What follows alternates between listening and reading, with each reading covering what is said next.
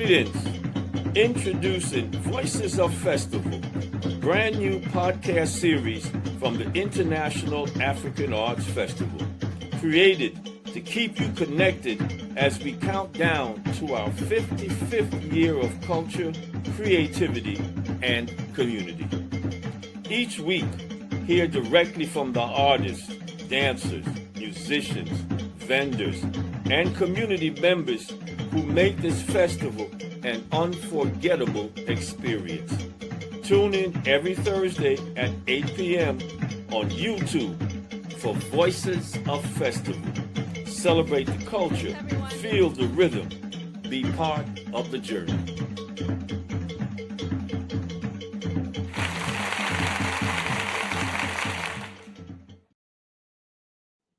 Peace, peace, peace, peace. Abari Gandhi, Asante Sana, Otep, Salam Alaikum, Ja Rastafari, Alafia, you name it. Greetings. I'm your host, Beware, alongside my fabulous co-host, Zinga and Zinga Kennard. I want you to say it. Alongside my fabulous co-host, Nekhena and Zinga Kennard. How are you today? I'm blessed. I really appreciate it. And I'm grateful to be here doing this work, being on this side of the earth, on this side of life. I'm so grateful for that. And, I had a really interesting week after our show last week.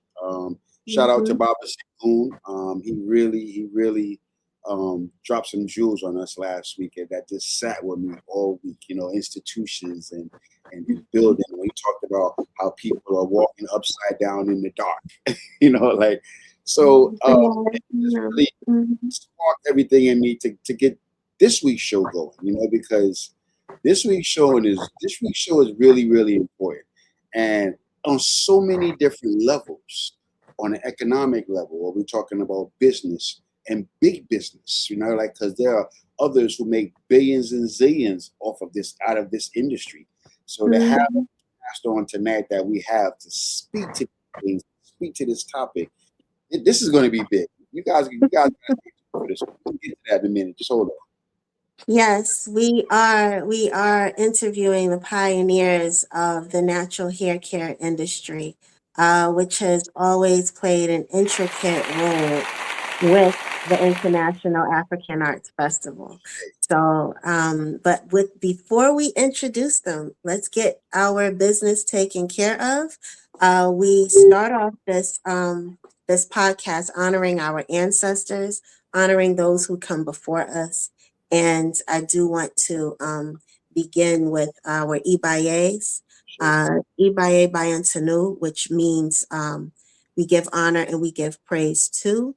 So I will start off by saying Ibaye Bayantanu, Mama Amanisha, Ibaye Bayantanu, Mama Ladi, Ibaye Bayantanu, Mama Koumba, Ibaye Bayantanu, Iya Salima Moyo, Ibaye Bayantanu, Brother Abu Badika, Ibaye Bayantanu, Sister Asada Shakur, Ibaye Bayantanu, Brother G2 Weyusi, Ibaye Bayantanu, Nana Deni Zulu, Ibaye Bayantanu, Baba Stan Kennard, Ibaye Bayantanu, Brother MZ Moyo, Ibaye Bayantanu, Brother Dick Gregory, Ibaye Bayantanu, Brother Kuja Bandele, Ibaye Bayantanu, Brother Liptona Egungun, Ibaye Bayantanu, Mama Stephanie Weaver, Ibaye Bayantanu, Baba Lloyd Weaver, Ibaye Bayantanu, Imam Jamil Al Amin, aka H. Rat Brown, Ibaye Bayantanu, Nana Kweku Owusu Aboje, Ibaye Bayantanu, Nana Kwe Yao Aji Apom, Ibaye Bayantanu, Baba Canute Bernard Jr., Ibaye Bayantanu, Brother Sam Penn,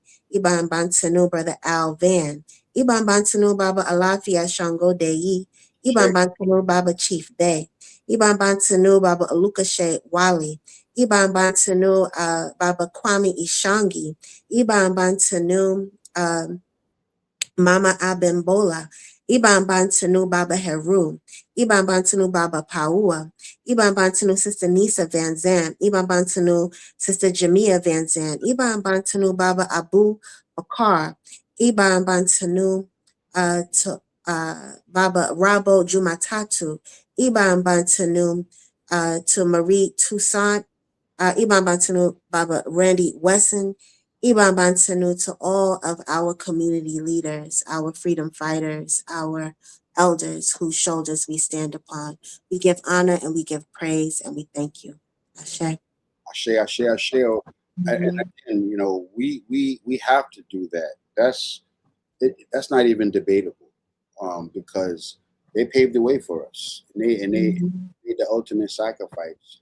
And it's like they did it for us. It's our job to do those for those who are coming behind us. So Ashe, Ibaba to all of our ancestors, all of those who have come before us, all of those who have paved the way, all of those who have made sacrifices and been committed to our development, to our growth, to our liberation. Just shout out to all of them. And while I'm shouting out people, I got to shout out the cast that's coming on tonight. And let me tell you why.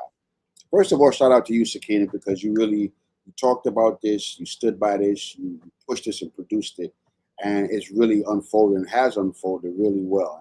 And so shout out to you for that.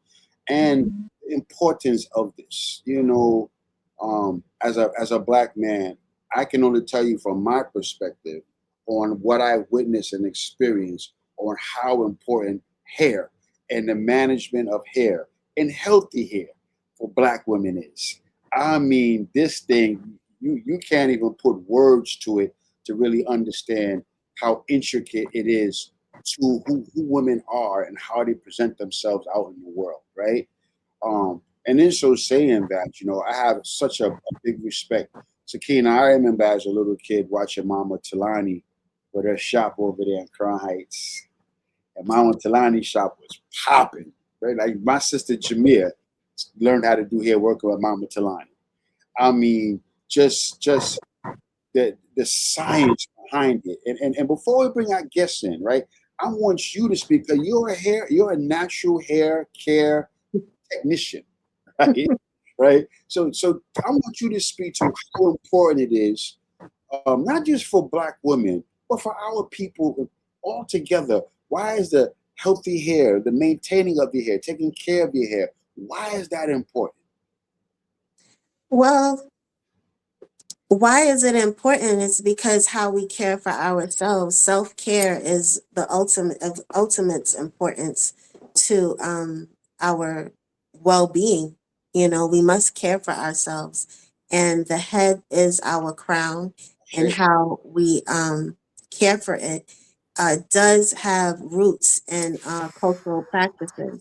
It is an indigenous cultural practice. Shit. And I know this because I grew up in this industry as well. So I did advocate for this episode because, I just recognize the natural hair care industry played an intricate role in, supporting festival over the years. Shit. We've been in existence for 55 years, and the natural hair care industry has been a part of festival for that long. And so I said, we need to bring on our pioneers, our artisans, our business people to really speak to Shit. that history. You know, Yeah.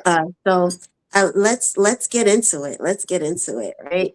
So we have. I'm going to name all Okay. four. We can just bring them on, and they can speak to their expertise, and we can have a full, well-rounded conversation. So without further ado, I will introduce our master pioneers for this natural hair care industry.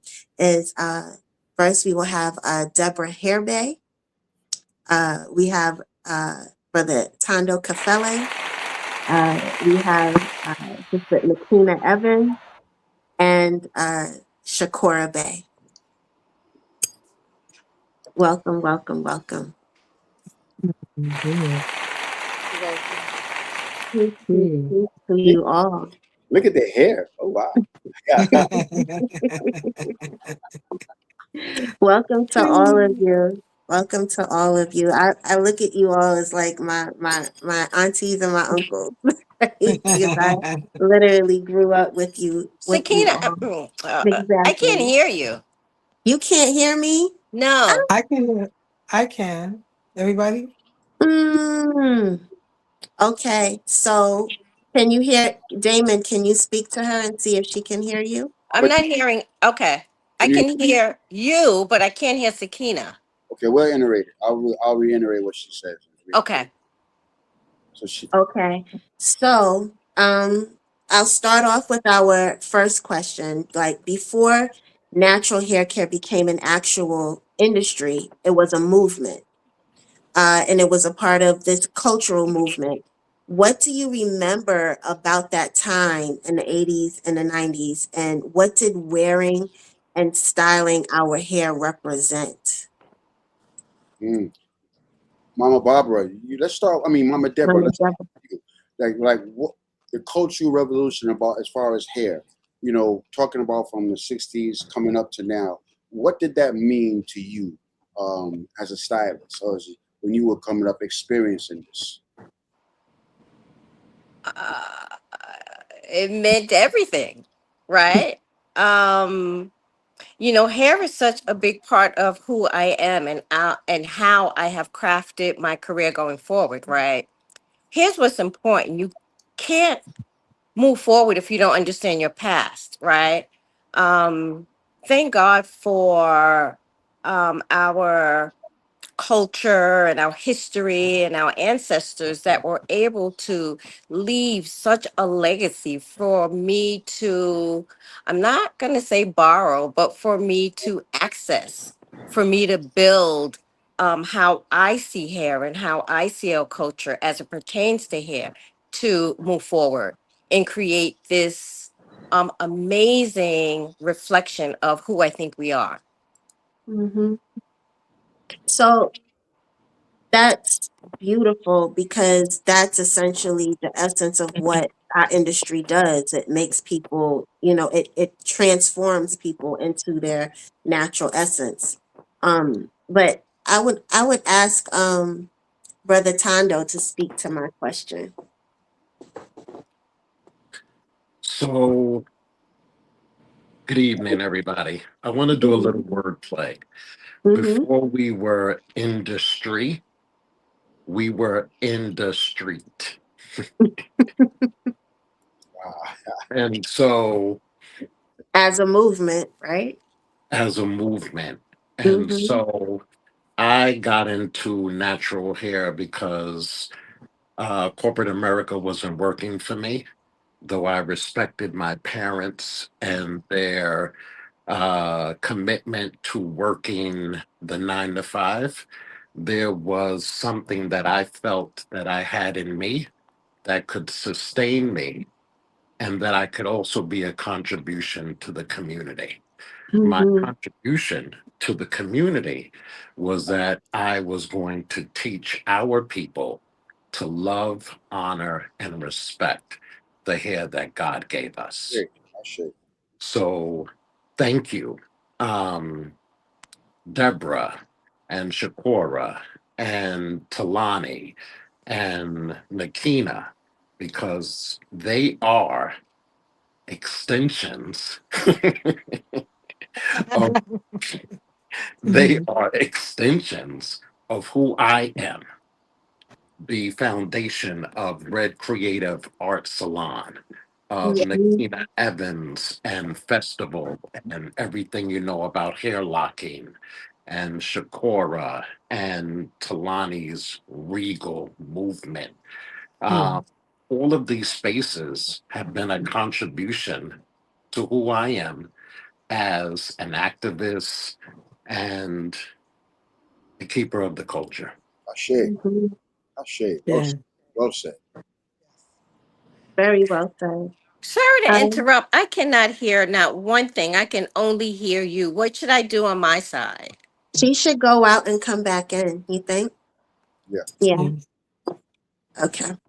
Tell her to go out and come back in. Sister Shakora, did you want to speak too? What Absolutely. what do you remember? I want to know, what do you remember about that time period back in the 80s? well, And let me go back a little further, right? I like okay. to uh Mm-hmm. I am a born creative, and what that means is that what I like to say about myself is that I can remember seeing colors that looked like stained glass from my crib, right? And I think that just seeing, being creative and seeing art everywhere. I had two aunts and a mother, and they all wore braids, and so I was fascinated, from the start.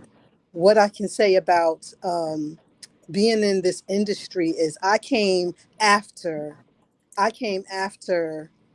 all of my colleagues that are here, right? Mm-hmm. And I was um, I was seen by on New Prestonia.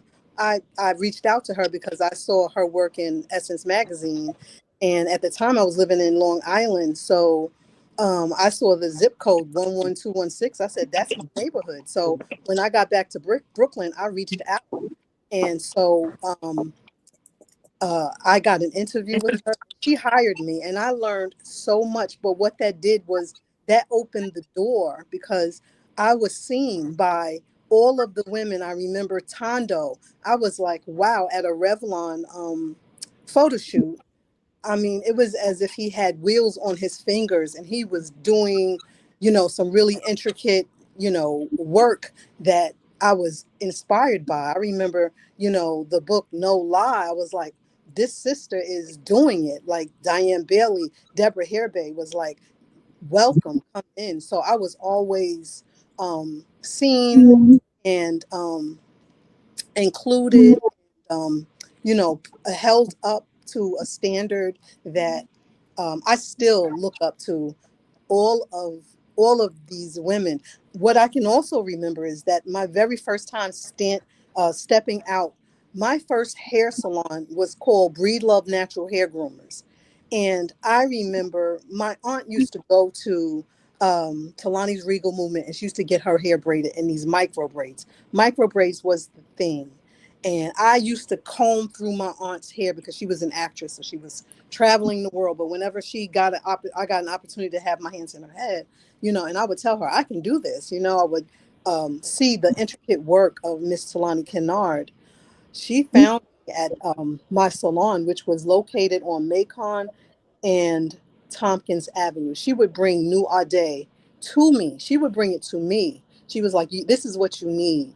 So I'm grateful to have always been um, in the company of the absolute best that this industry has to offer. Mm-hmm. Shit. Definitely, definitely. And I appreciate you mentioning my mom. Yes, my Oh, mom's she also played a a very integral pioneer, part, as yeah, in everyone this who industry has, too. And and that so is many why others. I know everyone Yeah. to be able to bring you on and to bring you here because we want our viewers of festival to really understand like the history behind the industry and what the impact it has had at festival, you know? So I will bring on Mama Nekhena Evans. You've hosted the Natural Hair Care show at festival for a number of years. And can you really speak to um, just that show in of itself of what you do and how that production comes about? Okay, so I kind of wanted to say a little bit about the question you asked because Mm-hmm. I was born in 1957. Mm-hmm. So I came up in natural hair culture, Black Panthers, afros, the whole bit, the perms when they first came in, and all of that, and the beauty parlor, sitting with my mom and getting the hair fried, and my hair with the back of the neck and the grease and all of that. So Mm-hmm. that my identity in hair and in culture was formed. That's that was foundational to my identity, living through the 60s and seeing everything firsthand. Um, what I'll say about the natural hair show when it came into my hands, and I think it came through your mom, Shakina. Mm-hmm. Talani was involved in the beginning. Everybody was there, Kamet, Kinks, and Mandela's Place, Knapp's, everybody came through, and it was a really big thing. But one thing that I've always strived to do, and as the producer, it always had meaning. Every show had a theme. It was symbolic. It meant something. Like we also acknowledged other aspects of culture in the show, like when James Brown passed and when Prince passed, and we always had an element. Michael Jackson, we always tied in. So that's a significant part of culture to me, and translating it into the hair show, like the last one that we just did that we didn't do, but that Shaquora and Sophisticated Salon got a chance to do, thank God. The theme was natural hair right? Reaching back to the queendom and the hairdom and the whole regality. That's a theme, as you can see, with Shalani's Beautiful Movement. So yeah, always developing a show that had meaning and that had purpose, that was relatable to the culture and to our community. Shit. I want to chime in I have a question for Miss Debra, right? And I'm always advocating for the younger generations because sometimes they get forgotten about, right? So now what I'm seeing is our younger women, teenagers, preteen, young 20s, really have an affinity for hair weaves, for perms, for the glue in and the sew ins and the lace fronts. And I mean, where I don't even know any of these younger sisters that I work with if they don't have that stuff in their head. They'll wear their natural hair, and I walk past them because I won't even recognize. And not only do they have these different hairs, the perms and the weaves and things, but the colors is green and pink and orange and sky purple. Help me understand where the shift, Miss Debra, the shift came up, because again, I'm looking at my mom's had an afro. My mom's, when she started getting her hair done, she went to Mama Talani and got her hair done. My sister worked for Mama Talani, right? So all the Black women in my life always had natural hair. I never saw anything out of the ordinary. So this is what I'm saying today with these younger sisters. Miss Debra, please speak to the younger sisters. Say something to them so they can hear how important this is and the damage that they may be doing to them, to their hair, to themselves with the glues and the laces and things of that nature. Please. So first, let me start by saying I want to be gentle with them, right? And so imagery has come a long way. And so we have lots of, I'm not going to say lots, but we do have examples of what natural hair can look like and feel like in a professional space as well as in your everyday life. However, there's still a heavy connotation of natural hair is not professional, and so or beautiful, right? And so like many of us on are, we have a very specific reach for telling our community that your natural hair is beautiful.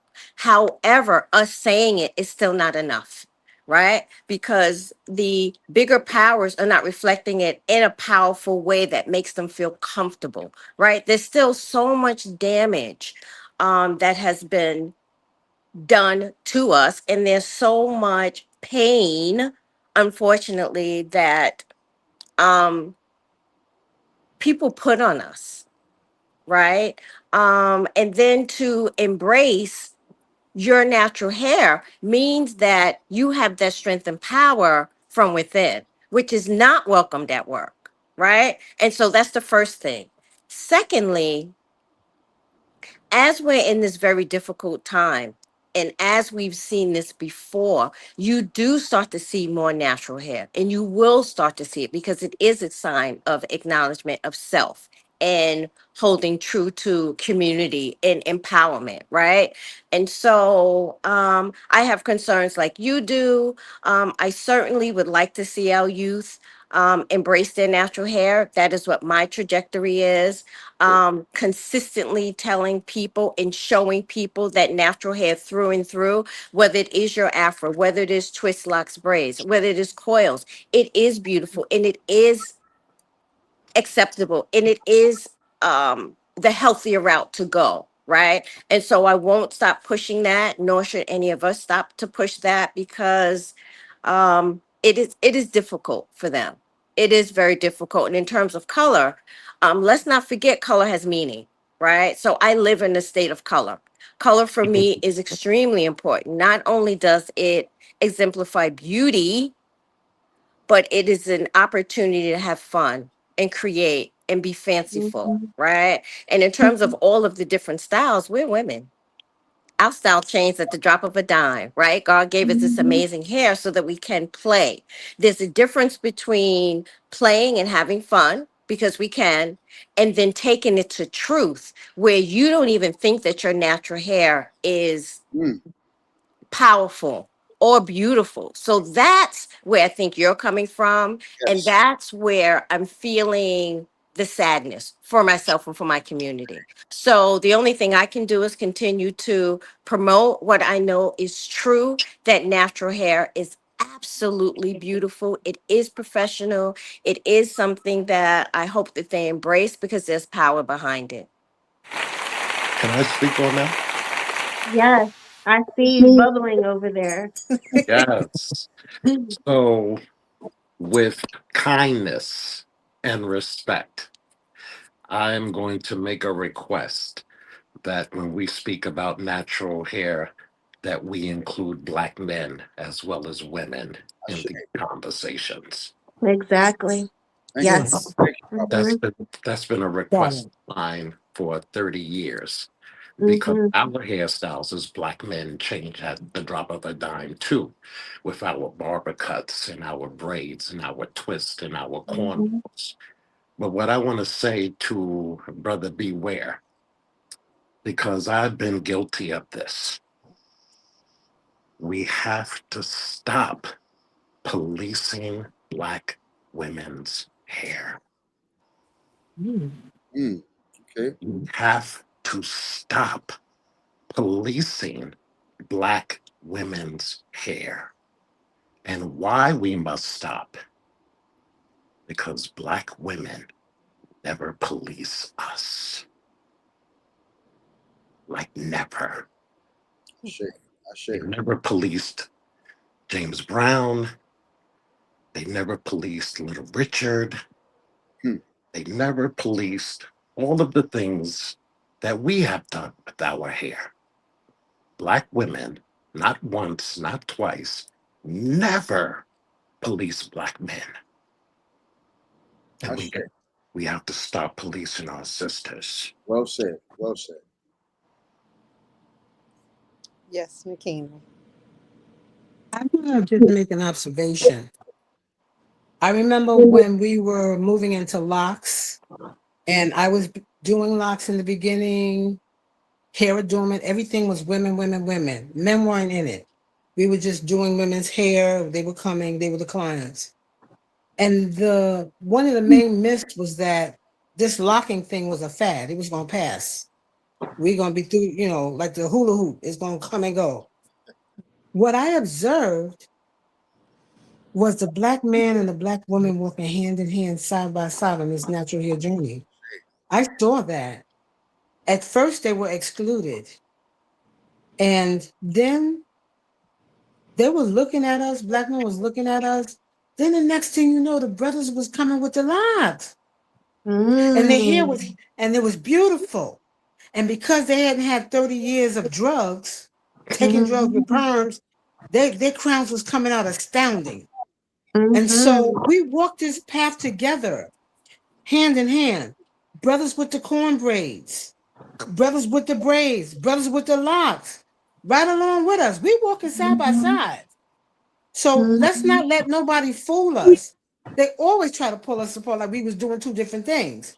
Ashe. No, we have walked together in this natural hair movement. Mm. Absolutely. That's powerful insight.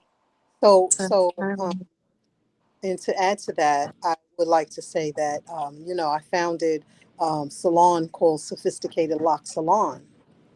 And to break down what Sophisticated Lock Salon is, I specialize in lock maintenance. Um, and so the lock part, Hmm. oh, Oh no. She, what just The happened? probably got a call. She probably got a call in on her phone, so it's probably or something. Well, Who yeah, disappeared? Shakur? that was Shaquora Bey of Sophisticated Lock Salon, and she She'll will be come back. back. Yeah, She She'll be will be back. back and she will speak to it.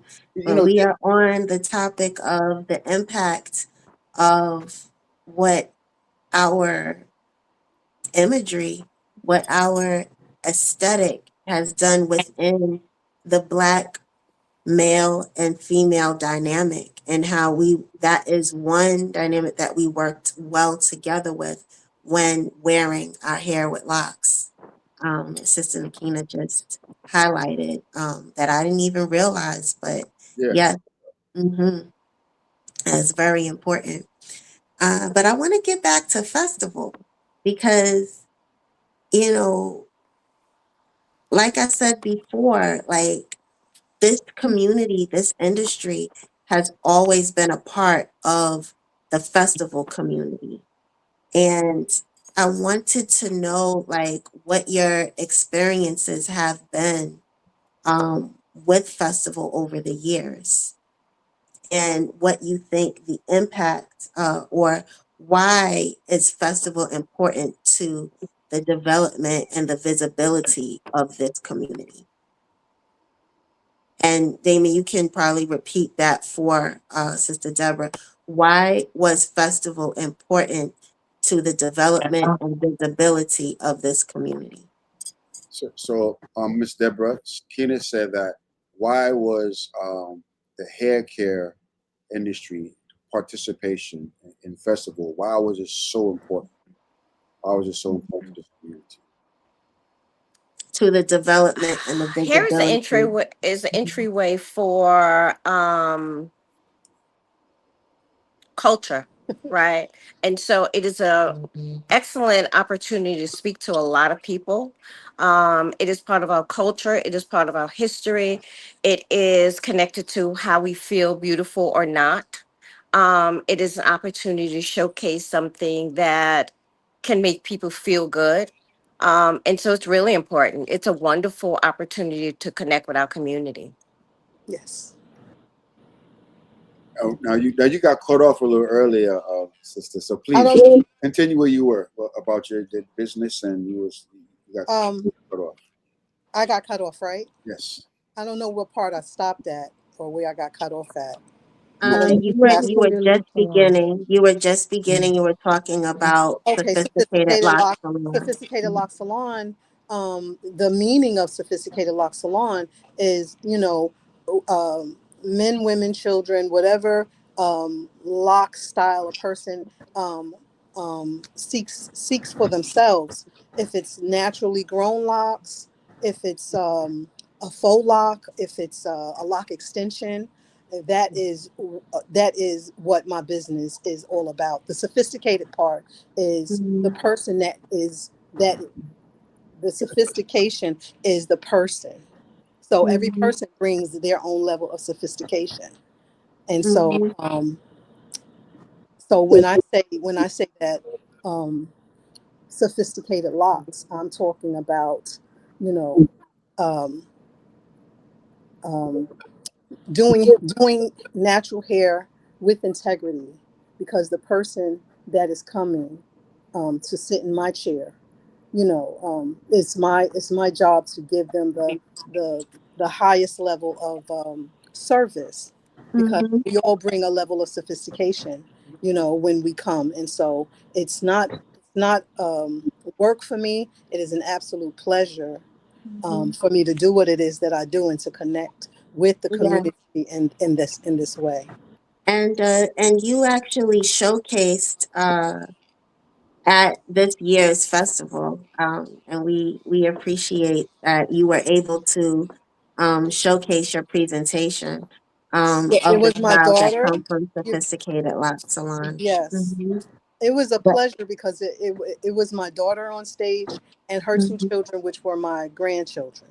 yes. So, and also another model, Arlen, and nice. Miss Phyllis. And so they did a phenomenal job representing Sophisticated Lock Salon. I Mhm, remember the day before, I remember the presenter saying, if there are any children here, We want to acknowledge the children, because there are adults in this audience that were babies, and here we Mm, are, Mhm. so many decades later, and they're adults. So I mean, the African Street Festival, what I find is that um, I've been going since the late 80s, 90s, um, and I started not at Claver Place. I think I started at the Boys and um, Boys and boys Girls. and girls. Boys Mm-hmm. and Boys Girls. and girls. And I Yeah. mean, it was such an amazing experience. It's where I decided to lock my hair, because I was on the fence about locking my hair. But when I went to the festival in 1991, I would say, because I had a 4-month old, and I went to that festival and I saw Third World on the stage in the center of that field. And I saw every single um, color, size of lock there is to see. Fat ones, skinny ones, long ones, short ones, all colors from all type of people. I went home and I locked my hair that very day. Mm. You Um, see, and that's what I'm talking about. I say that's what I want you guys to speak to. Like, oh yes, why was festival important to the development and the visibility of this natural hair care community? Like, what impact did festival itself have on this community from your perspective? it was Oh, it was a very emotional, empowering experience for me, Mm-hmm. mhm. and it's always held, a place in my life. I look forward to it every single year. Mm. Thank you. wow. Mama Nekhena? Yeah, so actually, my daughter was a part of Uhuru Sasa.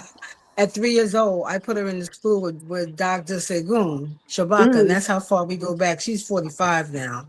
mm, And I grew her up at Brooklyn at a Boys and Girls High every year. We stayed out there till all times of the night, Yes. just community and family, basically, just mm-hmm, loving on each other. And that's what's so needed. This cultural event, a festival, is glue. It is foundation, and everything that's a part of it is part of like a thread in a tapestry of our culture. The music, the people, we're the beauty, the beautiful people, the hair show, the children.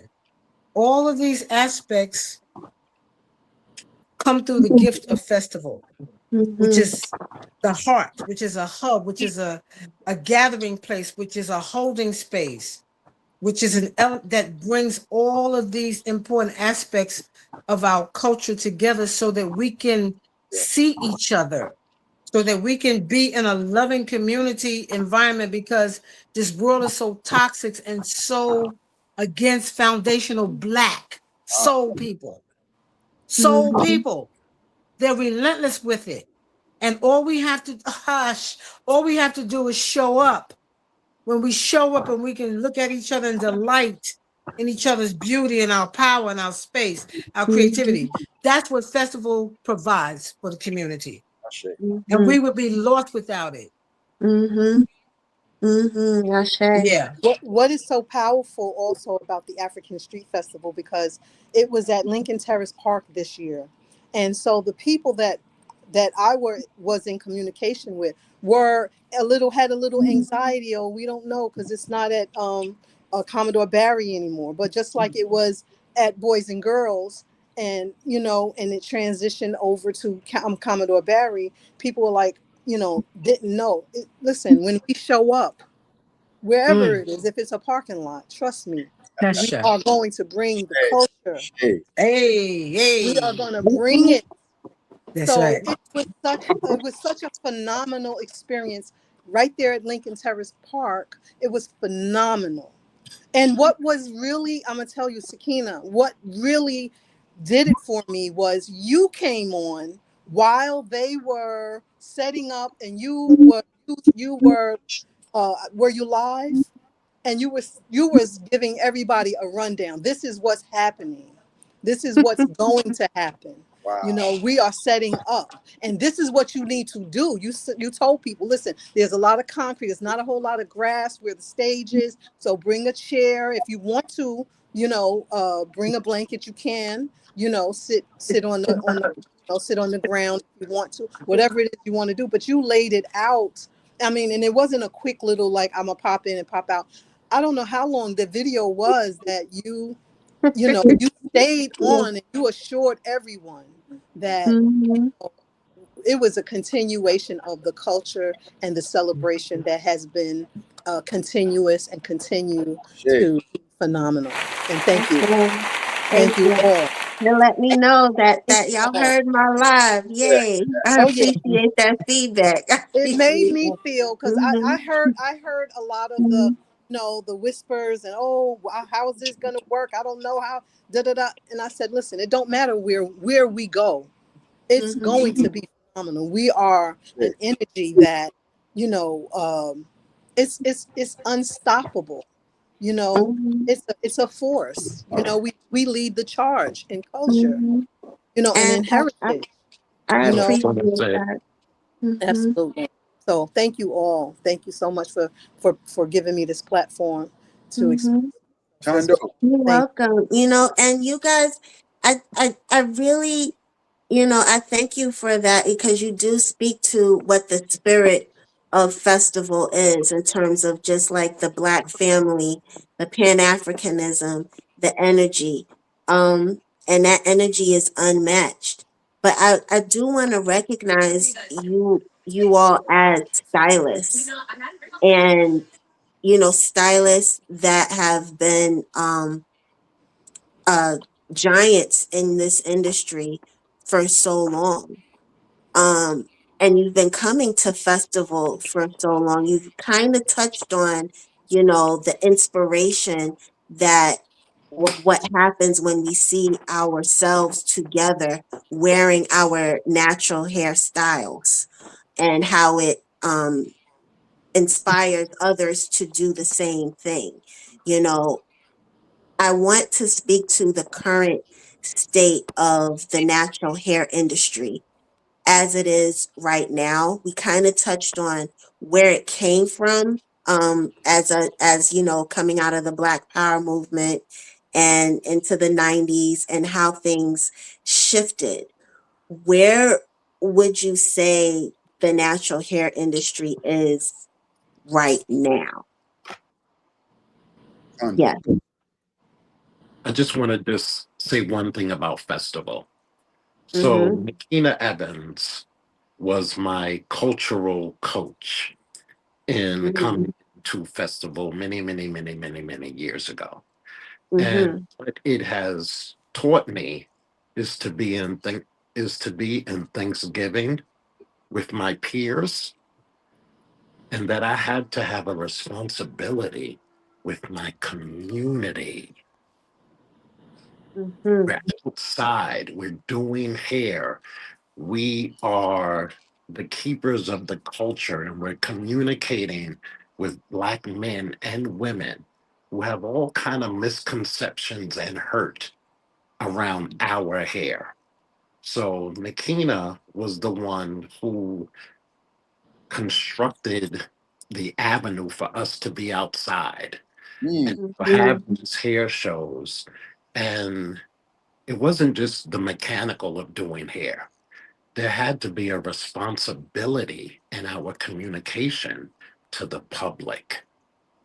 Mm-hmm. Yeah. Mm-hmm. Uh, what was the question about the industry today?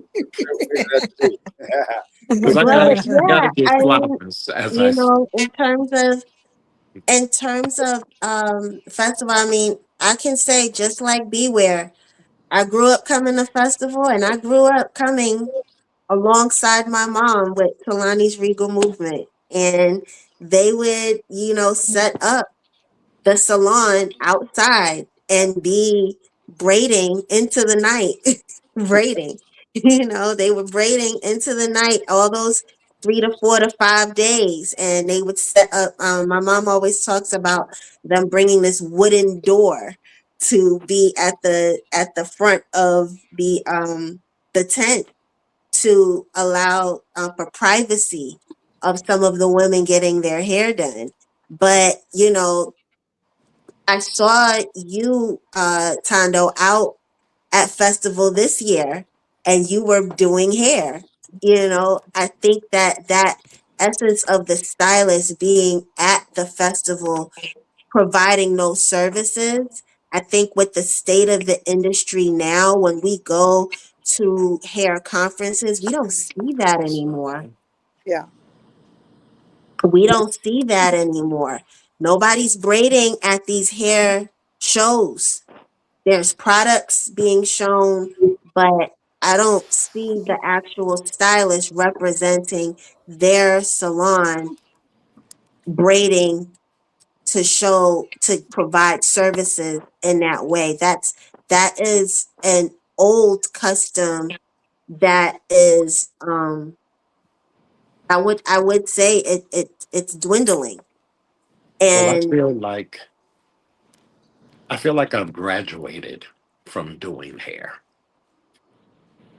yes. I'm doing minds. Mm. Mm, I did the work with this. Now I'm doing the work with this. mm-hmm. I want us to think about our hair choices. I want us to think about the products we use and we choose. I want us to think about how we choose our stylists. We need to choose our stylists the way we choose our doctors and our dentists and our mechanics and our spouses. We need to have more communication, Mm-hmm. but we're in a space where nobody wants to talk and everybody wants to text. So there's Well, of always going to course. be, huh? I said, of course, you are an elder in this Got it. industry at this point, and you're graduating. Naturally, you're graduating from the chair to do here. That's what you're supposed to be doing. You're supposed to be teaching the younger generation And what to do, the younger generation how has to to think, be, how and the to younger think. generation has to teach us. There has to be a bridge between the Mm-hmm. veterans and the new generation so that we Mm. move forward. And so my sisters Debra and Shaquora and Nekhena, we got to be more active on social media. We got to keep our voices alive because this new generation and these platforms makes anybody a professional. And there has to be some level of gatekeeping, Mm. my opinion. Talk, You honey. could- Talk, talk. Okay. So, Yes.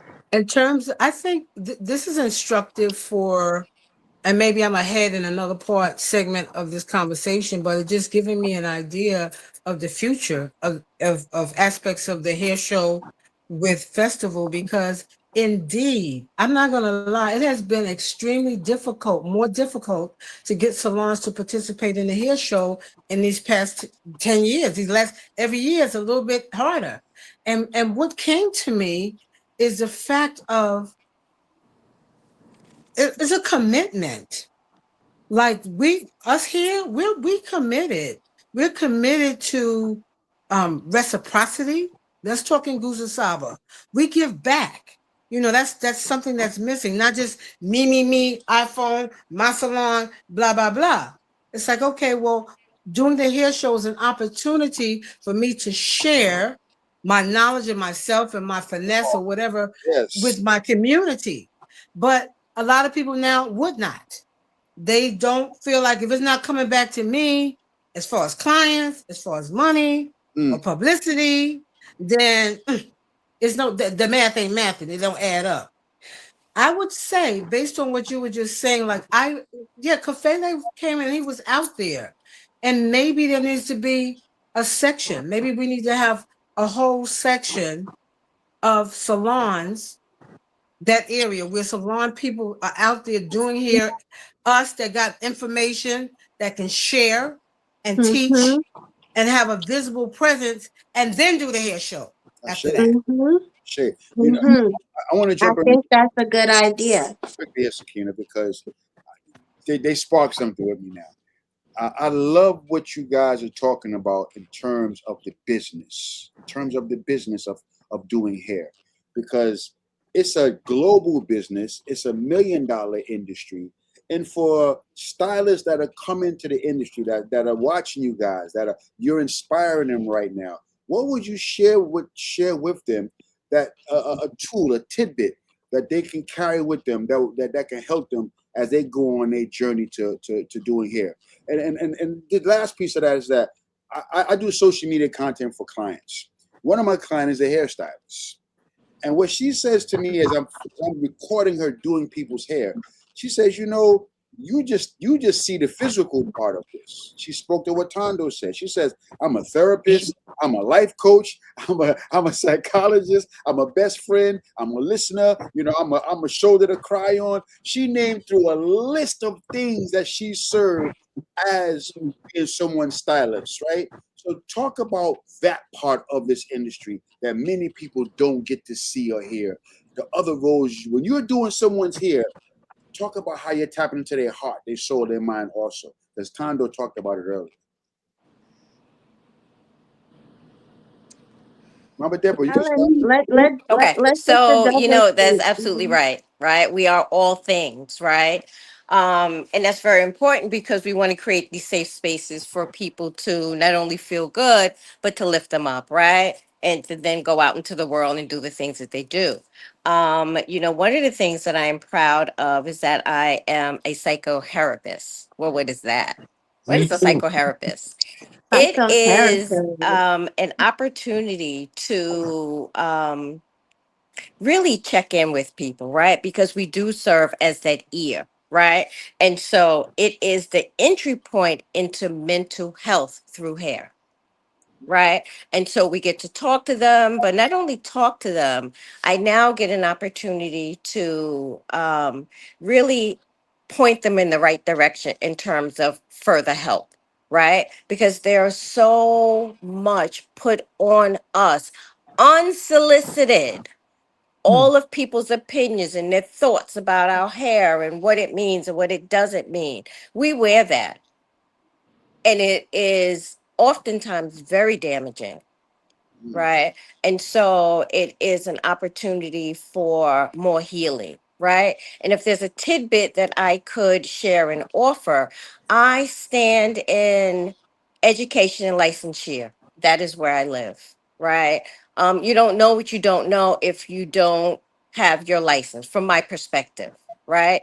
And so standing over someone's head, first of all, I don't even know where we got to the place where we let anybody on top of our head. We let anybody touch our hair. When did we get there? So that's the first thing. Secondly, it is the science of hair, right? And so they may not have had, quote, license back then, but they did have a level of care, put the care back in hair.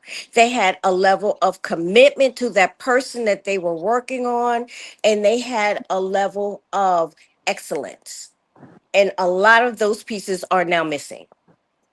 And Mm-hmm. so, because we don't have those pieces, I have to fall on licensure, and it is very important. So that's my tidbit for my community, especially if you want to interface with the community as a professional. mm, Sister Nekhena and Brother Beware, my favorite thing to say in the whole wide world is you can't license spirit. Either you have it, either you're working toward it, or either you don't have it. right. And I come from a space in natural hair at a very unique time where I was raised by institutions. I was raised by the institution of Talani's Regal Movement, of Kenny Kinks, of Knaps, of Red Creative Salon, of Tendrils. I was raised by institutions, Keep and dropping gems. these people, uh, they were mentors to me. And they, besides the respect that I have for them, these men and women taught me how to eat. Mm. And I've been eating for 30 years. So when I'm in these spaces like the StreamYard, this is church to me. Mhm. But Mhm. everybody doesn't have the anointing. Shit. So there are stylists who do the mechanical, and it's just mechanical. And I'm okay with that because I want everybody to eat. And we don't have enough nurses and doctors to take care of our people. But we have to create standards.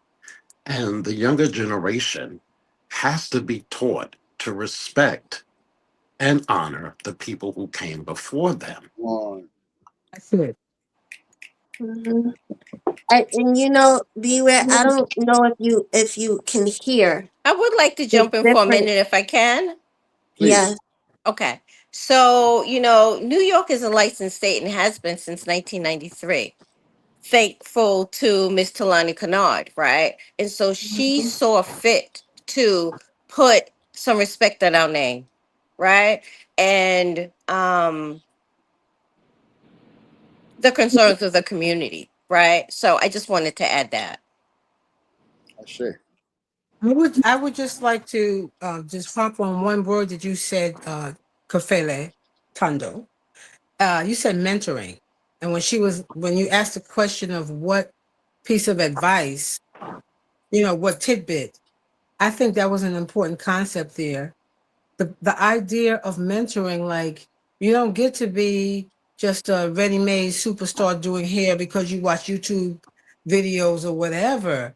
Like that connection of a young person to us and us to young people, mentoring them, that's how they would get it. Now, the whole question of who wants to get it, who wants it, that's the conversation that you and Deborah kind of like covering over right now, because somehow they have to find us, the ones who want it and acknowledge and appreciate and who have the anointing. And we have to connect with them to be able to pour into them and to give it to them. That's a match.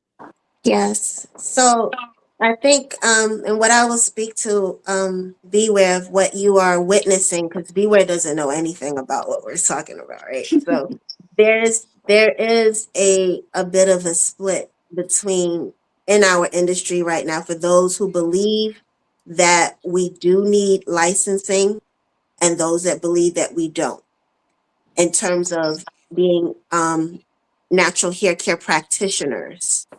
And what this divide, it's not necessarily a divide because we are united, but there is a difference of opinion in where we should be going as a unit. Um, and so it, I would say my take on it, my lens, I feel like we're at a standstill a bit with it, but that might be me on the outside looking in.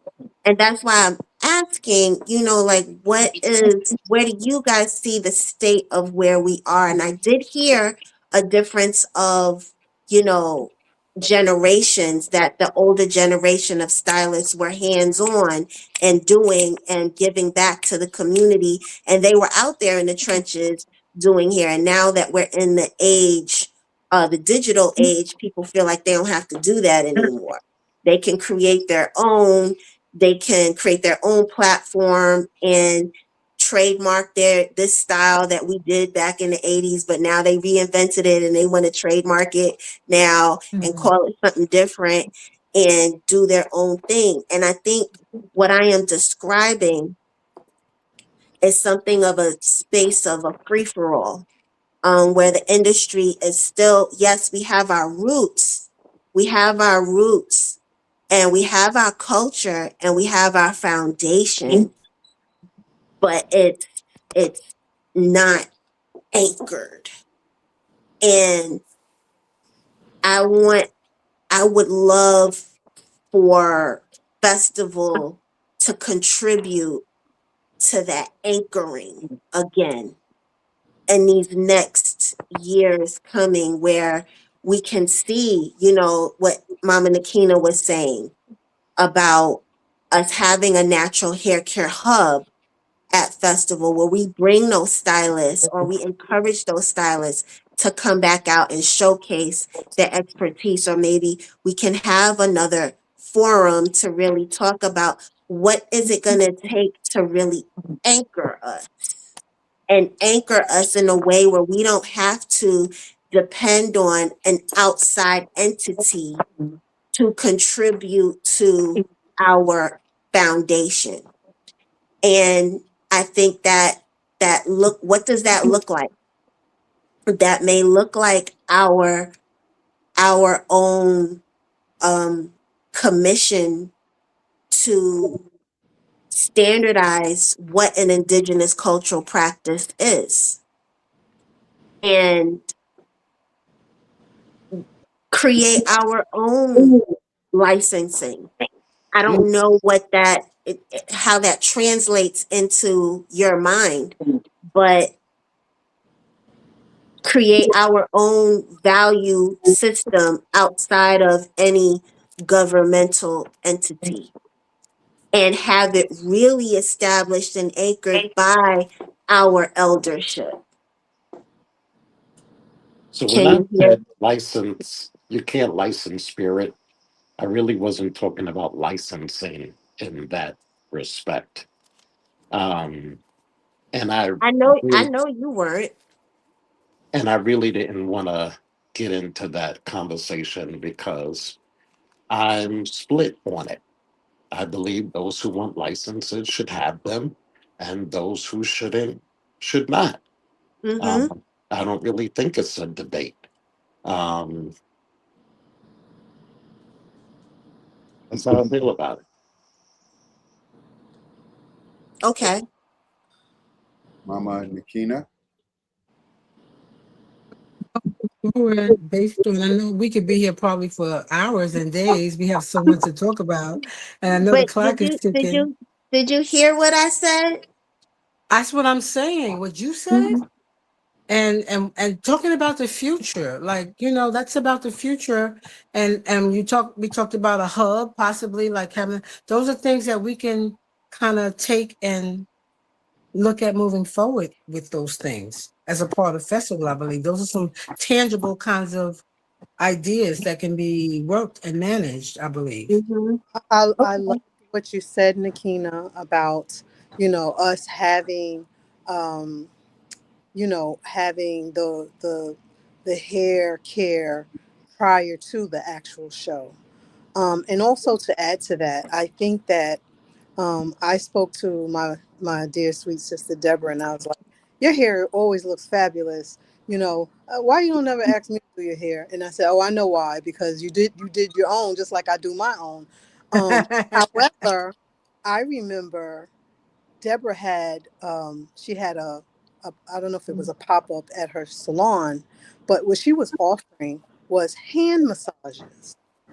So it's like, we're doing so much work, towards the community. I think that it would be very beneficial and appreciated if we could have a day where we could pamper each other, Ooh. you know, because we we work hard, and Mm-hmm. and it was such an amazing experience. I mean, it really altered me. She gave me a scrub from my elbow down to my fingertips. I mean, and I it was an experience that I can't even describe it, but it was amazing. And Yes. you know, Mm-hmm. Deborah has products, scrubs and lotions and Mm-hmm. soaps and shampoos, and her stuff is amazing. But when I got to experience it for myself, it left me feeling like renewed, you know? Mm-hmm. And Wow. this is why we need a hub Yes. of, natural hair, maybe a natural hair care grove, because Mm, Debra Hare mhm. Bey has All My Heavenly Hair products.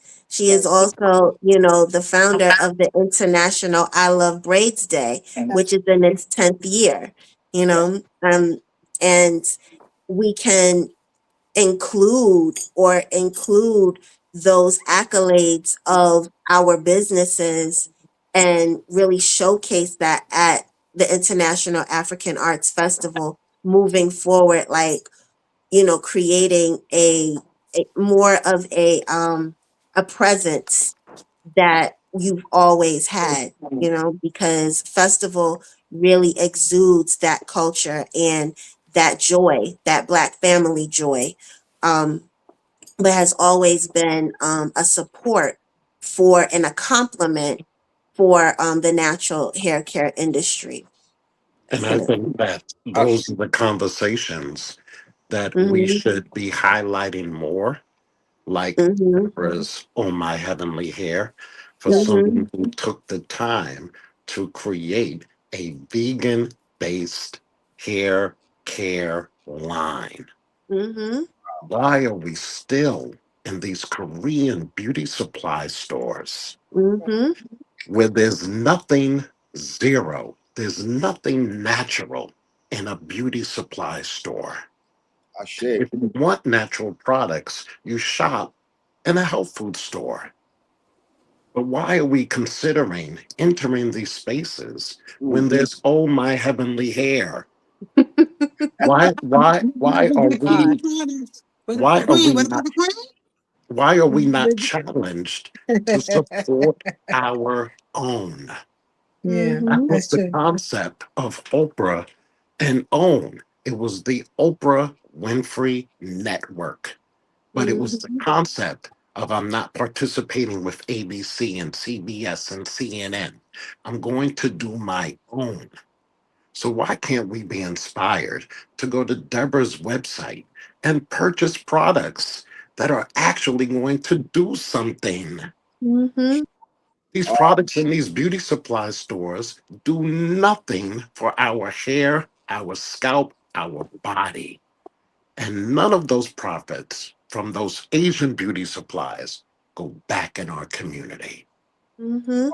Nekhena, Mhm. 30 seconds. Give us a closeout. Your final thoughts. Oh, my final thoughts are I see at least 4 episodes of sessions, podcast, live.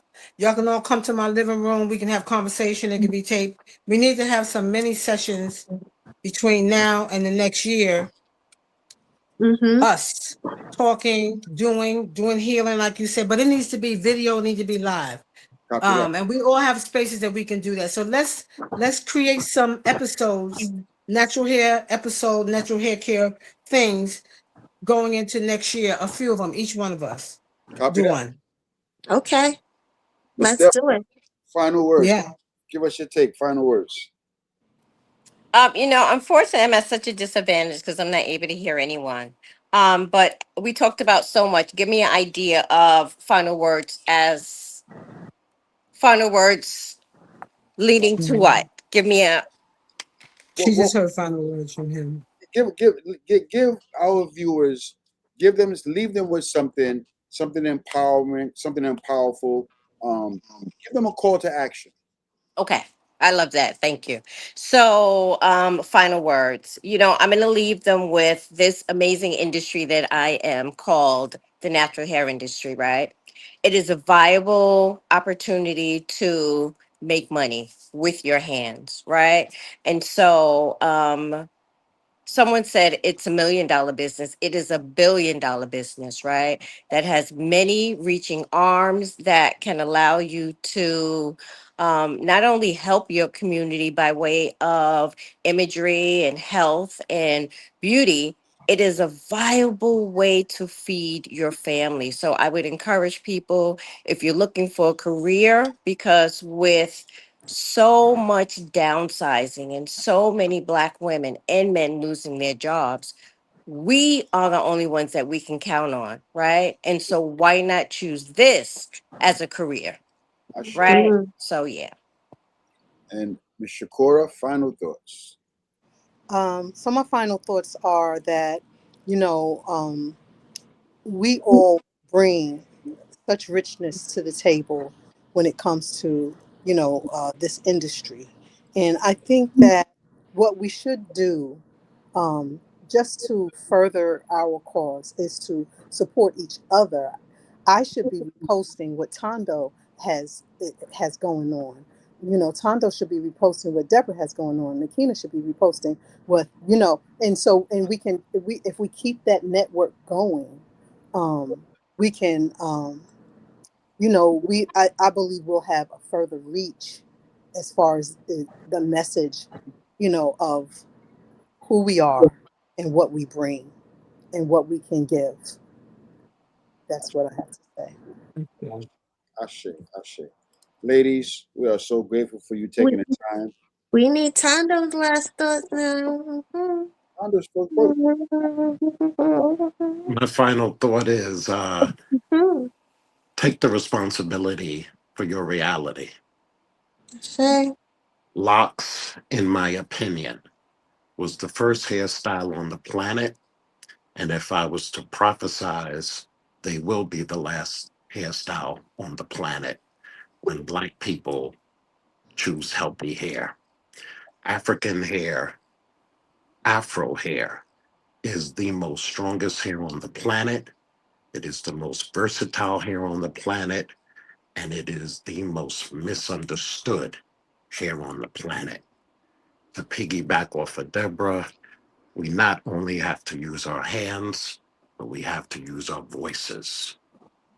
When we are disciplined to speak to our community, we have to speak to our brothers and sisters on why this gift of Afro, kinky, nappy hair was given to us. Ashe. Well said. Well said. Well, thank you. well said, Baba. Well said. Mhm. So I am honored to have all of you here.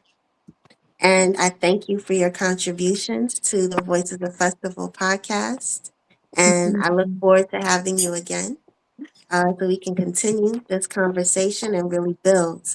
Our motto is sustain the legacy and build the future this year. Mm. So you have all contributed in your own way. And I speak to the audience to, you know, maintain your contributions to this organization, IAAfestival.org. Sustain the legacy, build the future. Like, Mm-hmm. comment, subscribe, and share. Thank you. Yes, yes, yes. Thank you all. Thank Um, you. make sure you guys, our viewers, make sure that you get the word out. We are on our campaign. We're going to reach our 1,000. We're not even a year in. We're less than a year in. So we're really Mhm. doing good. We've been consistent. We're bringing you guys the best information out of the circle of family of festival. This is everybody here, everybody that you guys have been seeing on this podcast up to for the last 8 months are connected, related, out of festival, working festival, participating festival, support our festival, and some way connected to festival. And we're doing this to show you that festival is just not just about entertainment. It's about all of the principles of the Nguzu Saba. It's about unity. It's about self-determination, collective work and responsibility, collective economics. You on this podcast, you hear Brother Thando supporting Sister Deborah's products, collective work Mhm. and economics, being creative, faith, all of these things, the entire Guzu Sabo, even though that's not what you heard on this podcast tonight, but you saw it in action. You heard it in action. It has been Mhm. manifested in this class tonight in their ways, in their business practices, how they dealt with each other. There wasn't one time where anybody on this podcast spoke over the other person, just to even show you the level of respect, the level of camaraderie, the level of appreciation that everyone on here has for what everyone else does. And that's what makes this community, that's what makes us as African people so special and so unique in our journey here in America and throughout the world. So we encourage you to continue to keep watching, tell a friend, share with someone. If you guys need more information, you guys watch this podcast and really get some more information. And we're going to bring this cast back so you can get more information. So I'm not going to And talk. Please. before we go, I apologize. I want each of you to drop your contacts in terms of how people can reach you and your services. Ashe. I say, Thando, go first. My name is Thando Kafele. You can reach me on Instagram, The King of Lock, LOC. My website is thekingoflock.com. Yes. I'm Tina. a Nekhena. I am Nubian.nyc. That's my website for all my contact information. NUBIAN.NYC. And it's the same thing for Instagram, Nubian.nyc. Shay. I'm a Shaquora. Yes, you can find me on Instagram. Um, I have a few handles. Soft Sculptured, which is one word, and also Sophisticated Lock Salon, which is on Instagram. As a soft sculpture artist, my website is www.artdollandculturestudio.com. And Mama Deborah, share with us your website, your social media handles. How can people look you up and stay in contact with you if they're looking for your service or your products? Thank you so much. So it is ohmyheavenlyhair.com, and O is OH, my heavenly hair. I'm also on IG underscore OMHH Red Room. And through that, you'll be able to find everything as well as the website. So thank you. Copy that. For this illustrious cast, thank you for everyone for your time. Thank you for your energy, for your knowledge, for your care, for your love, for doing what you do. And we are looking forward to having each one of you back here in the future. Thank you. Ashe. Thank you. Okay. Yeah. Thank you.